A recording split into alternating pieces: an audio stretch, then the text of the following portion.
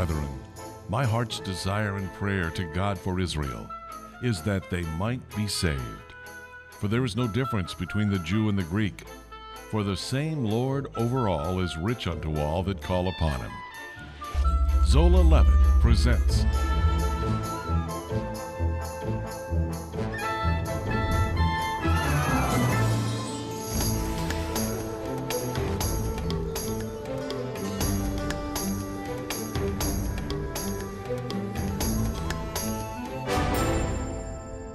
Shalom, friends. I'm David Hart. Welcome to Zola Levitt Presents. And I'm Kirsten Hart. Today in our series, Esther for Such a Time as This, Esther decides to risk her life to save her people. That's right. Chaim Mailspin and Dr. Jeffrey Seif will be teaching on location. We will have another Hebrew lesson. We love our Hebrew lessons, and we also love our guest analyst, who's also a musician, Ted Pierce. Yes. Now let's go to our dramatic reenactment. Here's the story of Esther. Queen Esther had wrestled with the thought for some time.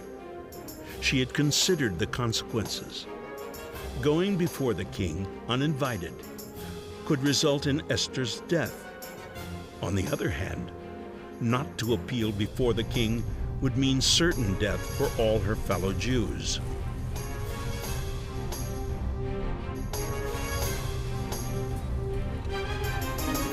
אסתר, מלכתי היקרה, מה בקשתך? דברי ואביא לך, עד חצי המלכות. מלכי, אם מצאתי חן בעיניך, ואם אינך מרוצה ממני די הצורך, על מנת להעניק לי את בקשתי, אנא בוא מחר עם המן אל המשתה, והציג את עתירתי.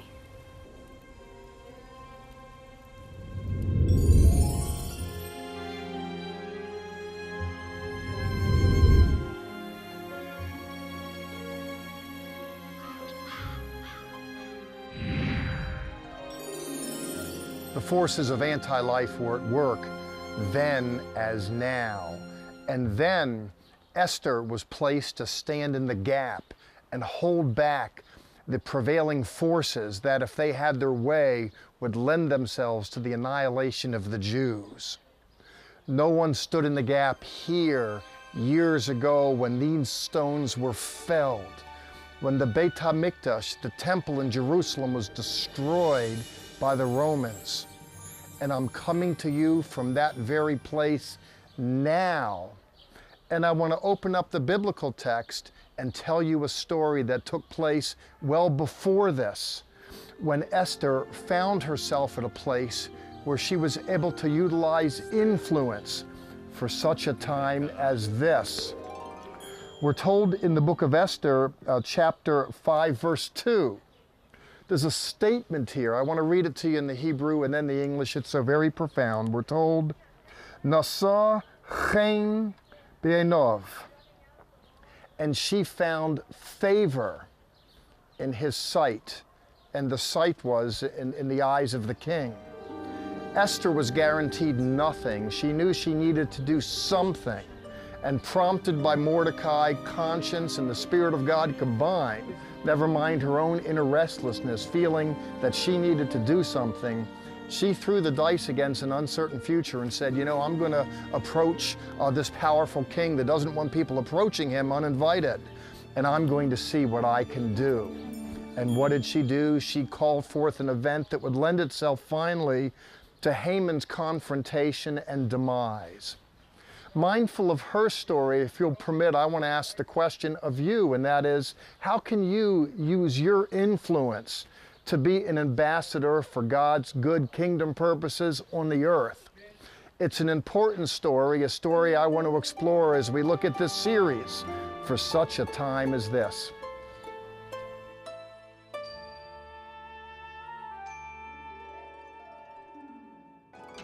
Our resource this week is the series called Together, Jew and Gentile, One in Messiah, on DVD. David and Kirsten Hart present the teachings of Eitan Shishkoff. These 8 programs show how both sides of the body of Messiah are grafted together. We also have interviews, location reports, Hebrew lessons, and music. When you contact us, ask for Called Together on DVD. We live in a topsy-turvy world where news events are often twisted, leading to untruth. Here at Zola Levitt Presents, we believe it's important to tell the truth of God's Word, the Bible. And we believe it should be proclaimed to Israel and the nations. If you believe the same, please consider us in your monthly giving support.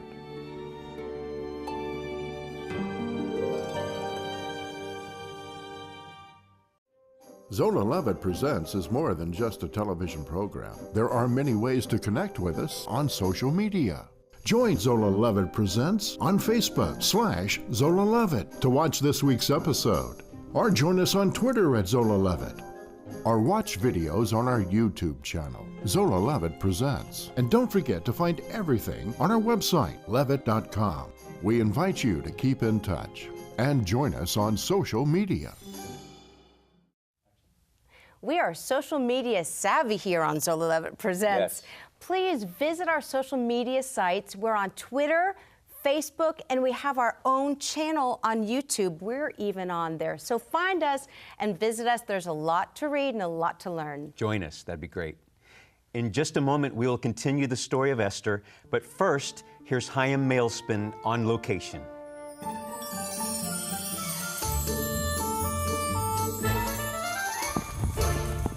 Hello, friends. Welcome to the Galilee, Israel.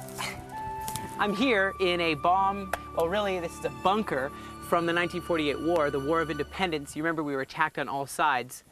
Let me remind you of the players in the war of 1948. The Arab League, Egypt, Jordan, Iraq, Syria, Lebanon, Saudi Arabia, Holy War Army, Arab Liberation Army, Muslim Brotherhood, Yemen, Pakistan, Sudan. And we miraculously survived. A bunch of Holocaust survivors miraculously survived the attacks. I want to remind you in Leviticus chapter 25, it's God's land.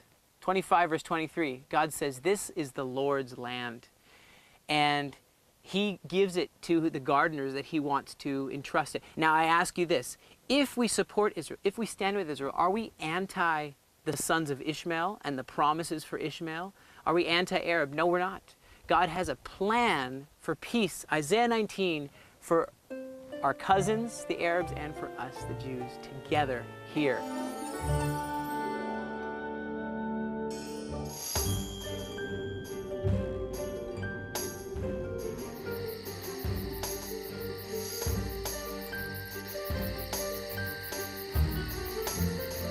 The wine flowed freely at Esther's feast.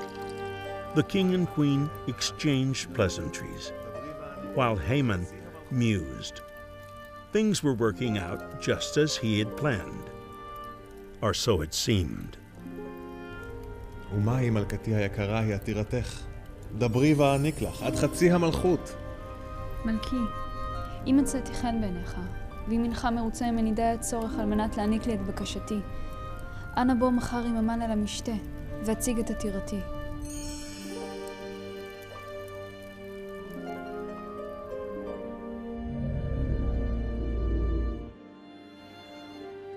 Haman was one happy camper. He was himself very impressed by himself, all the more so now that Esther herself seems to be minded to bring him into the loop, and he knew that he had destiny all over him. But little did he know that there was someone greater than him that was watching out for Israel's affairs, who was going to work through a woman named Esther. Vast was the empire of Persia. The Medo-Persian realm extended to the east all the way to India, and then went westward, sweeping across the Euphrates, the Levant, extending into northern Africa, all the way to Ethiopia. 2 million square miles. A vast expanse now as then in that primitive world. And there was one man that held the key to it, but it seems there was one woman who held the key to that man, a woman who decided to use her influence. We read in the book of Esther, the 5th chapter, the 8th verse, Im motzoti chen b'einei hamelech.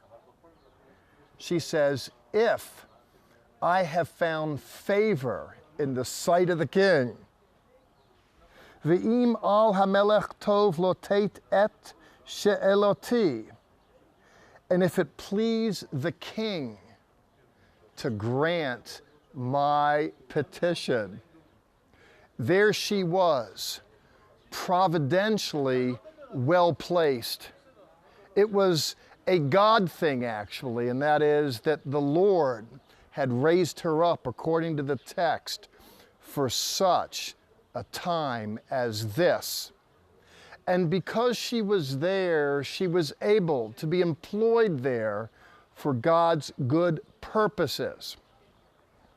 It seems to me, as I'd said a few moments ago, that the forces of anti-life, the forces of anti-Semitism are rife in history. They just come around time and time again.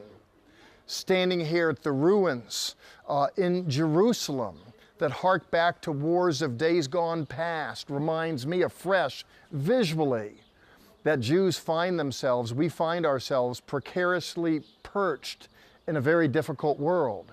I find that when I look at the rocks round about me. I find that when I want to stand on the rock and find the God of Israel in the biblical testimony. Here I see as well that there are forces at work to destroy God's purposes, to destroy Jews.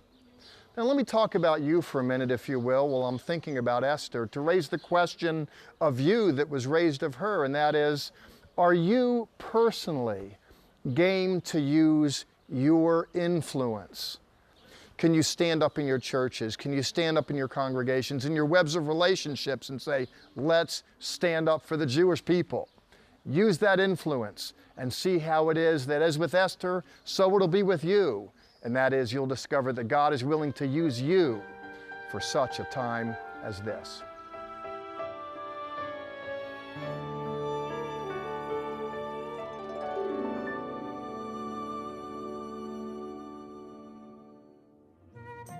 For insightful perspectives on Israel and Bible prophecy, ask for our free monthly newsletter, The Levitt Letter. At levitt.com you can read the newsletter, watch the TV program, or visit our online store. Stay current with us on social media via Facebook and Twitter. Come with us on a tour of Israel or Petra, or a cruise to Greece and Ephesus. Please contact us for more information. Going to Israel is truly a trip of a lifetime. Levitt.com is our website. You can find out all about our tours that go spring and fall every single year. That's right. There's so many things we love about a trip to Israel. What's one of your favorite things to do? There's You have so to many. ask that. Let's see. Everywhere we go is life-changing and memorable, but I remember one experience that you and I had together. We were baptized in the Jordan River. And if you come with us on a Zola tour, you can be baptized also. We would love for you to experience that just like we did. Right. Amazing to be in that body of water where Yeshua himself was baptized. Life-changing. Now let's go to our Hebrew lesson with Deanna Mailspin.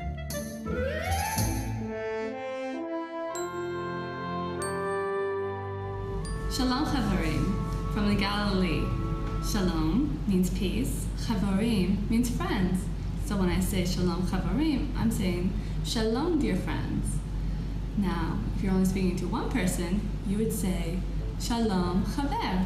But Shalom Chaver is to a guy. To a girl, you would say Shalom Chavara. Try it with your friends back home.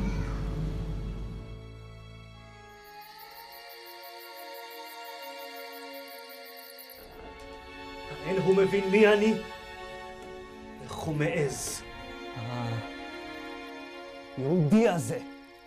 זה הלובש שקים ויושב באפר.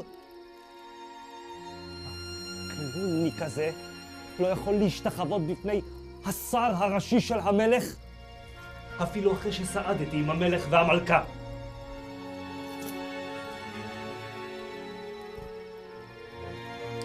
הרי זה פשוט מאוד. הורה עד מיד גרדום.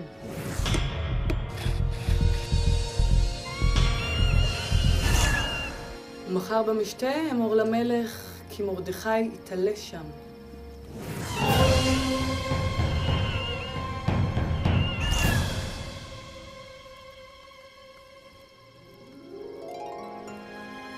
מחר המלך יראה את חיבתו אליך.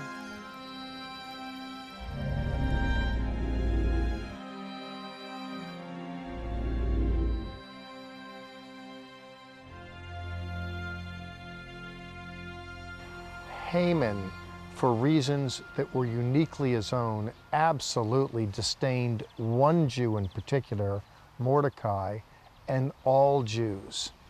This anti-Semitism got deep in his kushkis, and he just couldn't, deep in his gut, and he was just gripped by it. And he lived with that till the day that he died. I'm standing in a cemetery right now. Of course, a lot of people have been laid to rest here. For my purposes, the one that's remembered the most is the one that I'm standing beside right now, and that is Oscar Schindler. He lived in a world where there was a Haman, and he did his part to take a stand in that world. And now to remember him long after his death, he died in 1974, long after, individuals come and remember him by laying a stone at his grave site. Here in the biblical text, we're looking at the story in the 5th chapter where Haman's utter disdain for the Jews is noted. We're told in chapter 5, verse 9, Vayetze Haman bayom hachu sameach v'tov lev, that he went forth that day with a glad heart, but then he happened upon Mordecai, and just the sight of him completely turned his mood. We're told, Vayimoleh, he was filled, Haman al Mordecai chema, he was filled with wrath against that person, Mordecai, and of course that wrath would find expression in schemes for his utter demise. As happy as he was in different ways, there was no way to assuage his aggravation. In his own word, in the 13th verse, he says in the Hebrew verse, B'cholet asher ani roeh et Mordecai ha-Yehudi yoshev basar hamelech.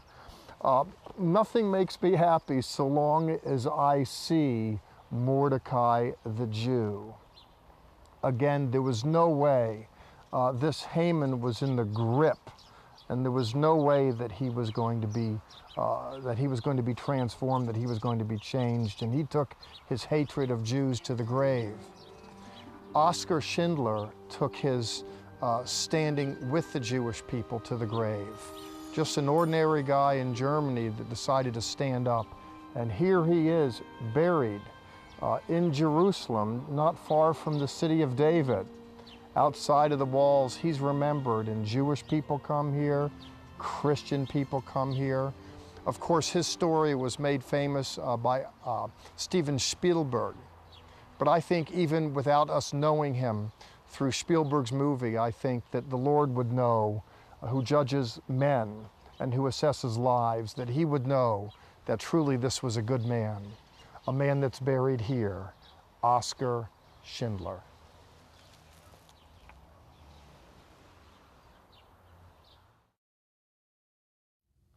David and I were just at Schindler's grave, and it's a very moving place to be and to stand and to remember this amazing man that did so much for the Jewish people. And we are here with our guest analyst. We welcome you again. Thank you. Would you tell us about your involvement with remembrance events? Well, actually, Doc Seif and the Zola Levitt program came to Europe to film the very first thing we had. It was called the March of Life, where we went basically from the Stuttgart area on a prayer march all the way across Germany to Dachau, which is outside of Munich. And Zola Levitt came and filmed the whole thing, and it was the children of Nazis who wanted to break the silence of indifference of their own families, not really caring about Jewish people, but also it was led by Holocaust survivor Rose Price and Holocaust survivor Peter Loth, and about 35 of my friends, mostly from Dallas, who had lost their family, including Doc Seif. Okay.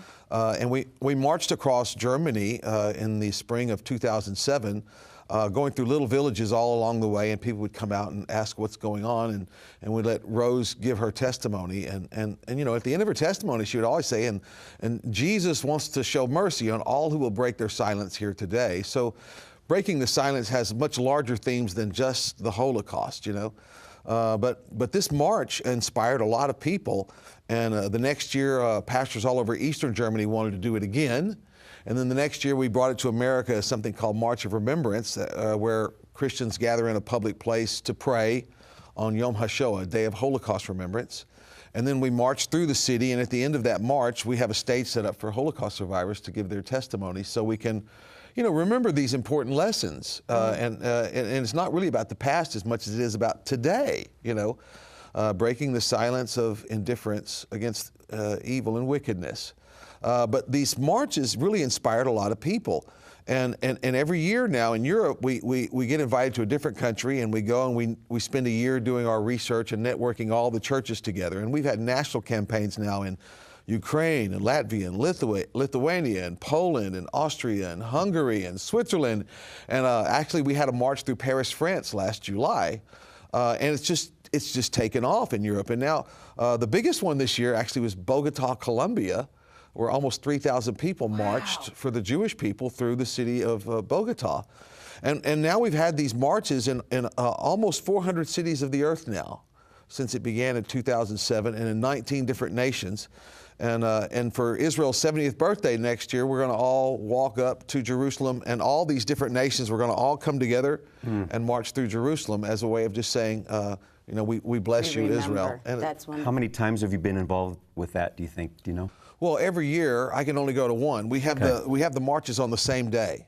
Okay. So we've had as many as 62 in a day in America. So I can't go to all those, obviously, but I usually go to the main event, and we've had them right in front of the Capitol building in D.C. 3 years in a row, and different years were different main events. But I'm mainly in charge of Dallas, so I'm usually in Dallas, you know, organizing here and helping others. That's How great. how can someone join that? Well, it's marchofremembrance.org. Okay. And that's the best way to find out. We don't do it for you. You know what I mean? We help you with materials and ideas, and every community needs to custom make it for their community. But you know, basically it's just a Christian prayer walk. It's a prayer meeting in public. And then a prayer walk, and at the end of it, we give a platform for Holocaust survivors to tell their story. So anybody can do that. Right. It doesn't cost anything to walk either, you know. So it's really amazing how it has sort of revolutionized entire communities and brought Christians and Jewish people together. It's brought churches of all denominations together, you know, because it's not a big theological fight, you know. So it's you know, I highly recommend people check into it. Yep. So much more on this coming up, but right now we're going to hear a song from Ted Pierce.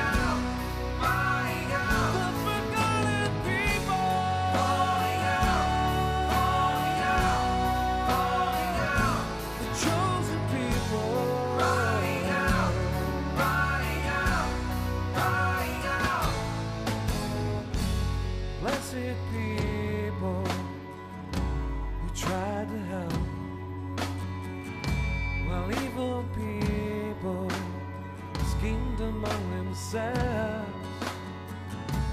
Everyday people who ignored the news, oh, indifferent people sitting in the pews. Sound the alarm, shouting never again, let the righteous revolution begin.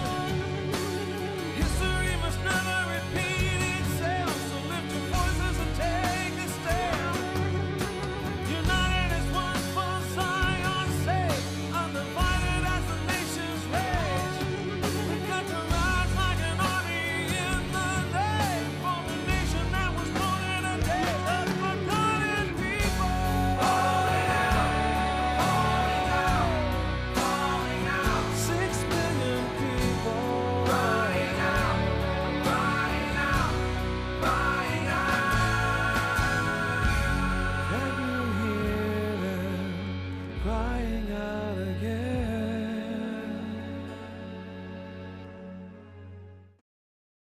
Thank you, Ted. Join us next week as we continue this series on Esther. Our prayer for today and every day is Sha'alu Shalom, Yerushalayim. Pray for the peace of Jerusalem. Our monthly newsletter, the Levitt Letter, is free and full of insightful articles and news commentary from a messianic perspective. Visit levitt.com to find our newsletter, along with current and past programs, our television schedule, and much more. Don't forget to order this week's resource by calling 1-800-WONDERS, or you can purchase it from our store at levitt.com. Your donations to Zola Levitt Ministries help these organizations bless Israel. Thanks again for joining us this week. Zola Levitt Ministries and this television program depend on tax-deductible donations from viewers like you.